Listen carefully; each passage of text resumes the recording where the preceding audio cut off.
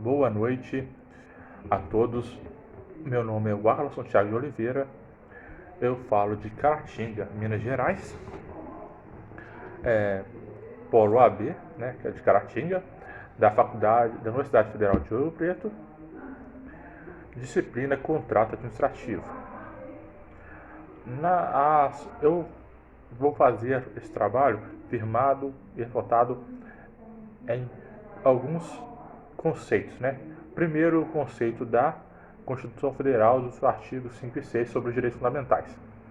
Depois, da Constituição Federal, do seu artigo 37, que fala sobre os requisitos de contratos administrativos, né, e licitações. Também tem alguns trechos contidos no contrato administrativo e contrato de direitos privados celebrados pela administração pública de Lucas Rocha Furtado. E também do site trilhante.com.br, dos direitos administrativos, cursos, contrato administrativo.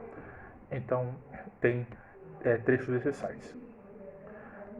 A questão seguinte nos remete à seguinte pergunta: por que o Estado deve comprar a vacina contra o coronavírus? Bom, como citado, o artigo 5 e 6 fala sobre direitos fundamentais, e um dos direitos fundamentais presentes nesses artigos é o direito à saúde. Logo, num período de pandemia, onde se exige que o Estado tome atitudes definitivas para conter essa pandemia, para conter o avanço do vírus, a situação mais efetiva é a imunização total da população. Fazendo isso, o Estado faz valer o direito à saúde presente na Constituição Federal, dos artigos 5 e 6. E também, com a imunização, irá quebrar essa disseminação do vírus, fazendo com que a população esteja mais segura e fazendo o acesso ao direito à saúde sendo validado, ampliando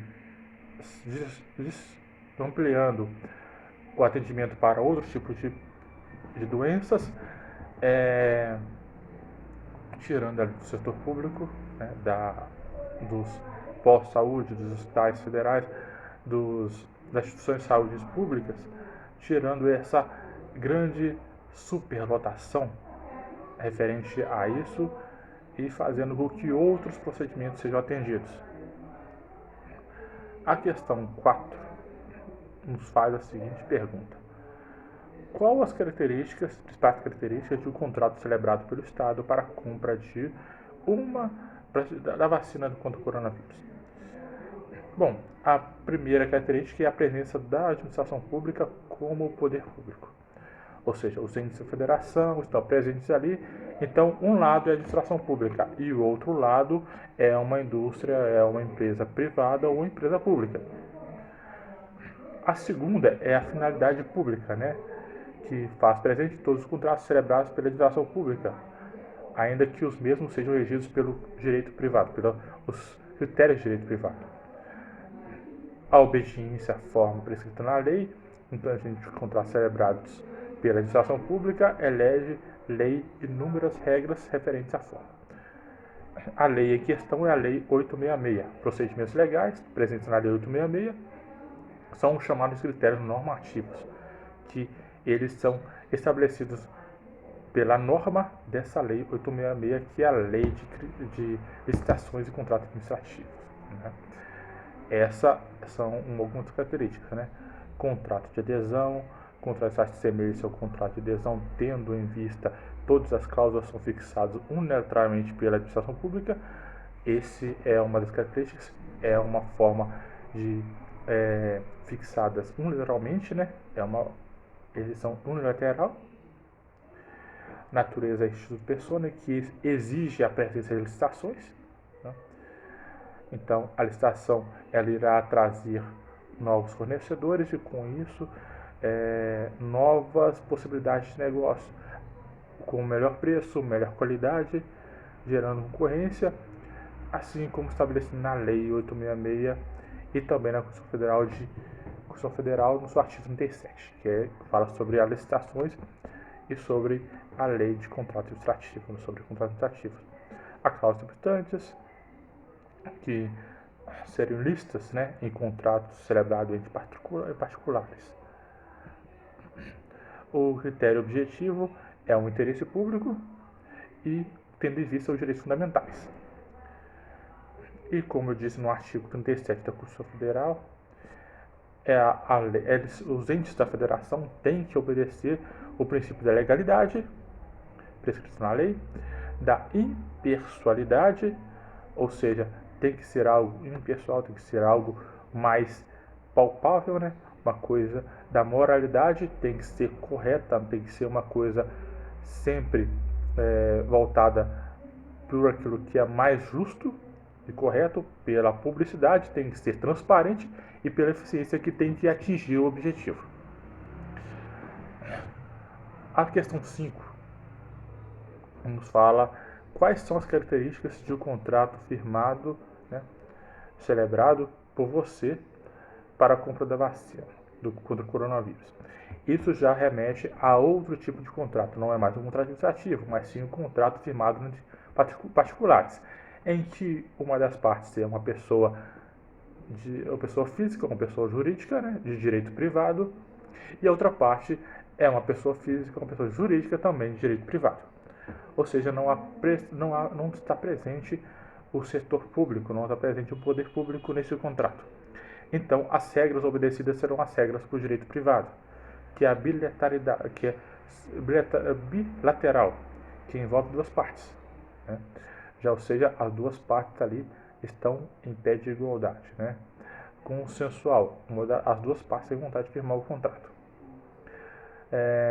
Sinalagmático, as obrigações são iguais, são recíprocas, ou seja, ambos devem ser equivalentes. Uma das partes tem a prestação e a outra tem a contraprestação, ou seja, uma fornece, outra compra. Isso são regidos. Então, ambos têm que seguir as mesmas regras, tem que seguir ali um equilíbrio, nenhum pode fazer mais do que o outro. A igualdade jurídica entre as partes, ou seja, diante da lei, ambos têm os mesmos direitos e os mesmos deveres. Não pode haver ali uma superioridade entre um e outro. Essa é uma diferença entre o contrato firmado entre particulares e o contrato firmado pelo poder público com outros órgãos, né? Seja público ou privado.